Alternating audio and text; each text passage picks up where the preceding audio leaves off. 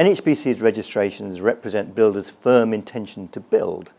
Builders register plots with us once they have planning permission, but well before they've put spades in the ground. Now, registration is a financial commitment to builders, and with a warranty market share of over 80%, our registration numbers represent a very strong lead indicator of activity in the home building sector. The registration numbers themselves will become sales sometime in the future, anytime between 6 months and a number of years, depending on the scale of the development. These figures cover the period July to September 2014 and are very interesting.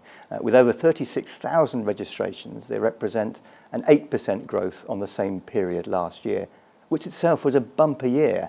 We saw registrations grow 28% in 2013 versus 2012. These figures are significant because in the first quarter of 2014, we saw a consolidation on the bumper year previously with growth of 6%.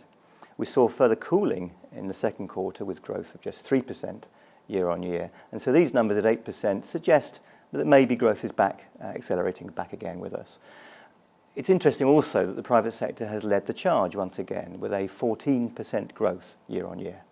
Last year we saw the growth centred very much on the South East and London, but this year that growth has spread across most, if not all, the rest of the country, with hotspots in Yorkshire and Humberside and the North East, both up 32% year on year, and the West Midlands up 51% on the previous year.